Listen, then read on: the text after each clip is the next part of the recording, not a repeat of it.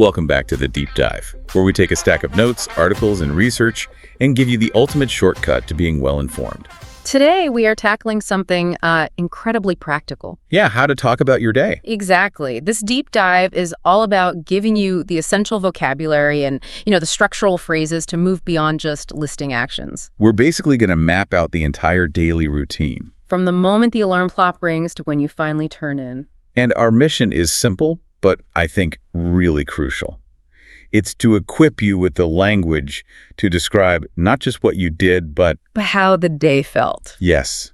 We've got sources covering the tiny details of morning routines, different working styles, office, home, you name it, and most importantly, that high-impact emotional vocabulary. The words you need to describe a fantastic day or, a complete disaster. So we really encourage you to use this. If you enjoy learning with us, please share this deep dive and maybe give us a review. And feel free to leave a comment about your day in English, maybe using some of the phrases we are about to unpack. Okay, let's unpack this and dive right in, starting with that first moment of consciousness. The daily rhythm. The daily rhythm. So the sources highlight a pretty fundamental division right at the start. Oh. Yeah, the difference between the early bird, who's up and moving by, say, 6:30 a.m. And then there's the person who is definitely not a morning person. Right, struggling to get going closer to 8:00 a.m. And the vocabulary really reflects that struggle. You first wake up, your eyes open. But that doesn't mean you get out of bed. No. There's that crucial middle step for so many people, which is the negotiation with the alarm clock. But that negotiation, it involves hitting the snooze button. The snooze button. To hit snooze just means you postpone that alarm for, 5 or 10 minutes? It's so universal. One source actually called it the micro-rebellion. I love that. Yeah. A small act of defiance against the day. Exactly. So once that rebellion is over, the core sequence starts. You get out of bed, and you probably go to the bathroom. And here, the verbs are pretty straightforward. Brush my teeth, wash my face. But if you're going for a deeper clean, you might hop into the shower right away. Right. Or you could use a more general term and just say you wash up. Which just means cleaning the body. Yep, it's quick, efficient, very common. Then after hygiene, you get dressed, which is just putting on clothes. And if you're leaving, you might put on your shoes, maybe put on a coat or a jacket. Next up is refueling. The kitchen routine. You go to the kitchen to make breakfast or have breakfast. The options here are huge, right? Oh, a huge spectrum.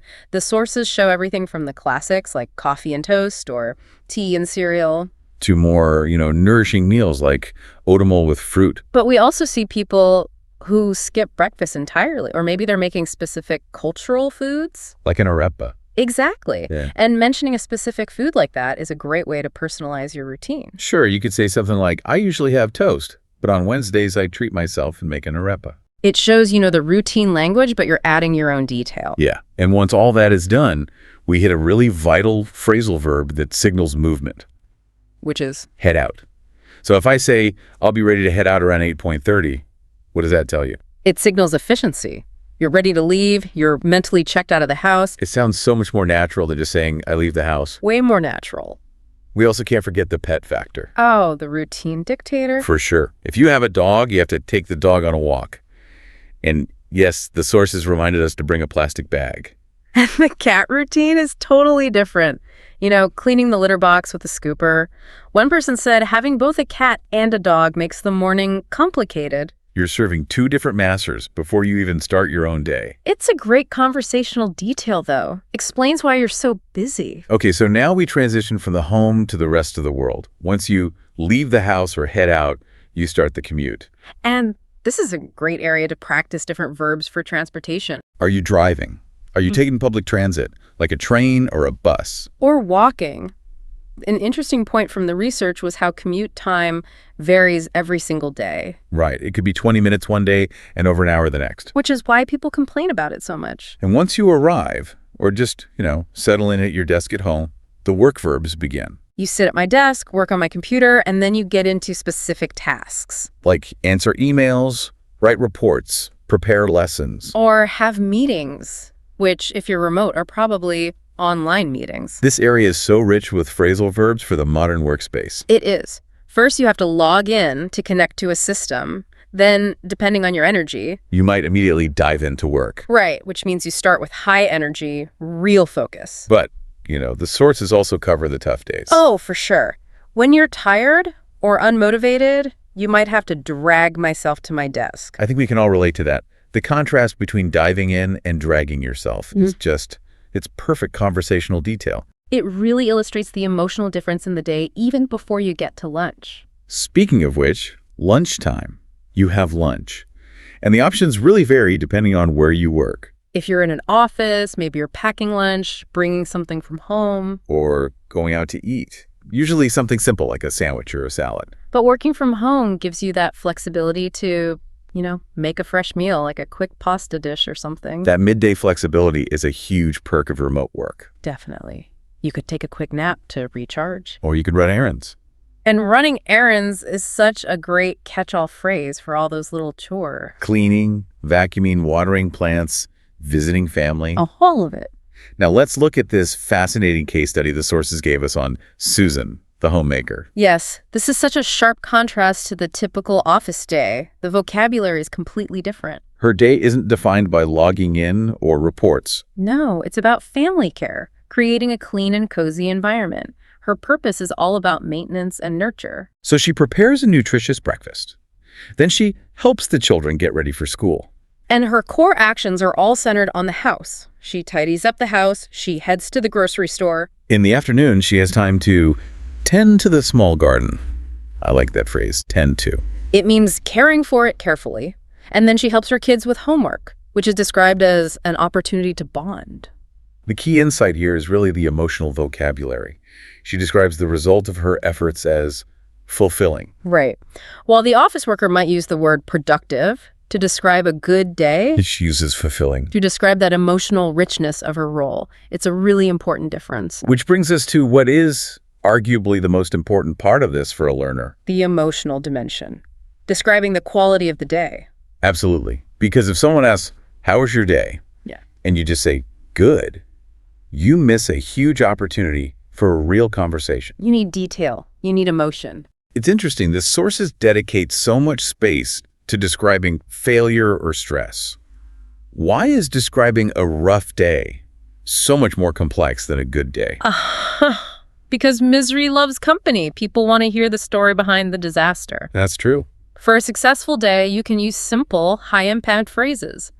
I had a great day, an amazing day, a fantastic day. Or just, my day went really well. And to elevate that, you could say, it was a productive day. That immediately signals you got things done, you were efficient. We have that example from Amelia in the research. She said her day was amazing, not because of one huge thing, but because... All of the little things just lined up perfectly. Which is a wonderful summary phrase. You can just say, everything went smoothly today. And if the day was just really fun and energetic, you could say, I had a blast. Totally. It's informal, but perfectly natural.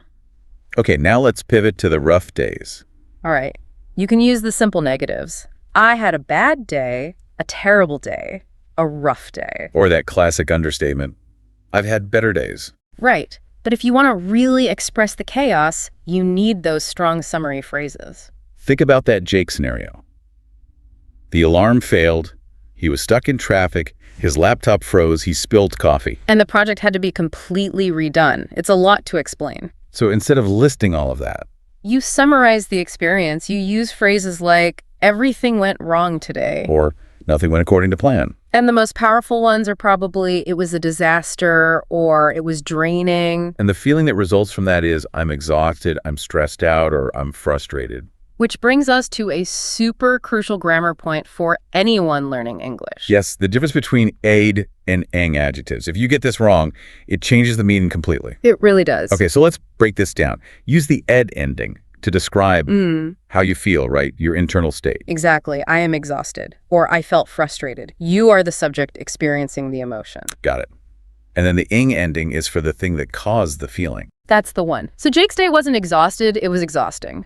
The meeting wasn't bored, it was boring. So if the traffic made you angry, you felt annoyed because the traffic was annoying. Perfect. It's a huge distinction. Using for the thing and ed for you. And a final tip here is the power of everything or nothing. Yes, for emphasis. It's so much more impactful to say, nothing went right today than just, my day was bad. That exaggeration makes the story stick. And a quick note on tense. Right. Use the past tense, I had a good day, if the day is over. And if it's still going on, use present continuous. I'm having a good day, usually what's so far. Okay, so the chaos or the productivity, it's all over. Now we move into the evening. And this is a crucial time for vocabulary related to relaxation. You go home, you kick off your shoes, you change into comfy clothes. Pajamas or PJs. The whole point is to start winding down. And that verb, unwind, is key. It means to relax after a busy day. And you often need to shake off any stress that's lingering. Common activities here. Sit on the couch, watch TV, maybe scroll on the phone. Dinner is next. You might enjoy cooking dinner, maybe trying new recipes. Or if you're totally drained, you might just throw things together. Meaning you cook without a plan or a recipe, just whatever's in the fridge. And of course, there's always heating up leftovers or ordering in. You know, one detail that came up in almost all the routines we looked at, What's that? the evening cleanup. Wash the dishes, wipe down the counter. Right. It seems to be a common thing, not wanting to go to bed with a messy space. It's like a little ritual to signal the end of the day. The final wind down time starts around 8:30 or 9 p.m., usually quiet activities. Read a book, catch up on a show, call a friend. A lot of people switch to herbal tea. No caffeine. And then the last sequence, the bedtime rituals. Brush teeth, remove makeup, skincare, and always, always. Set the alarm for the next day. And the most casual way to say you're going to bed is to turn in. The sources also really highlight the value of reflection before you turn in. Yeah. Taking a moment to think about what went well, what to focus on tomorrow, it helps clear the mind. The goal for bedtime seems to be around 10:30 or 11 p.m. So what does this all mean for you, the listener? We've covered dozens of high-frequency verbs and phrases. From hitting the snooze button and diving into work, To finally unwinding and turning in for the night. I think the key takeaway is pairing those action verbs with the descriptive phrases. Don't just list what you did. No, use the language to express how the day felt. Was it productive? Draining? Did everything go smoothly? That's what makes your English communication sound so natural and confident. And please remember that critical grammar point. Use those ed adjectives for yourself. I feel tired. And the ing ones for the thing. The work was tiring. This raises a really important question for you to consider tonight. If you could combine the most productive flow of Amelia's working day, where everything just went smoothly, With the calming, relationship-focused reflection of Susan's day tending the garden, bonding with family. what single word would you use to describe your ideal balanced day? Go mull that over and try to use, say, 3 new phrases from this deep dive when someone asks you about your day tomorrow. Start practicing. Thank you for joining us for this deep dive. Keep practicing your English, and we'll catch you next time.